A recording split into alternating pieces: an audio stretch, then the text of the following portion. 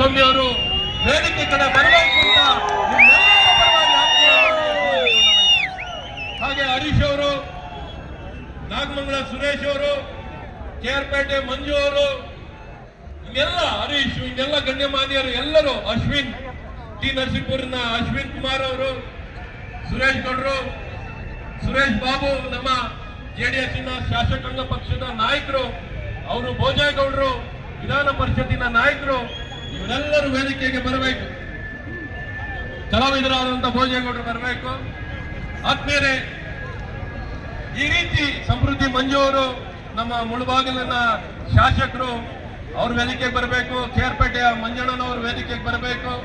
ಇನ್ನೆಲ್ಲ ಪ್ರಮುಖ ಮಾಜಿ ಶಾಸಕರು ಯಾರ್ಯಾರಿದ್ದೀರೋ ದಯವಿಟ್ಟು ವೇದಿಕೆಗೆ ಬನ್ನಿ ಅಂತ ನಾನು ನಮ್ಮ ಭಾರತೀಯ ಜನತಾ ಪಾರ್ಟಿ ಮತ್ತು NDA ಪರವಾಗಿ, JDSನ ಪರವಾಗಿ ನಿಮ್ಮನ್ನೆಲ್ಲ ವೇದಿಕೆಗೆ ಬರಮಾಡ್ಕೊತೀನಿ. ಆದ್ಮೇಲೆ ಇನ್ನು ಹೆಚ್ಚಿನ ಸಮಯ ತೊಗೊಳ್ಳದೆ ನ್ಯಾಯ ನೀತಿ ಧರ್ಮವನ್ನೆಲ್ಲ ಬಿಟ್ಟು ಕುರ್ಚಿಗೆ ಅಂಟ್ಕೊಂಡಿರುವಂತವರು ಸನ್ಮಾನ್ಯ ಸಿದ್ದರಾಮಯ್ಯನವರು.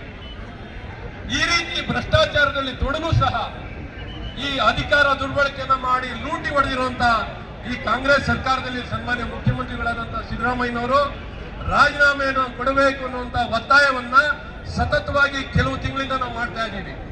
ಸದನದ ಒಳಗೆ ಮೂಢ ವಿಚಾರದಲ್ಲಿ ಯಾವ ಚರ್ಚೆನೂ ಸಹ ಮಾಡ್ಲಿಕ್ಕೆ ಅವಕಾಶ ಮಾಡಿಕೊಡ್ಲಿಲ್ಲ ನಮಗೆ. ಇವತ್ತು ಸದನದ ಒಳಗೆ ಯಾವ ಚರ್ಚೆ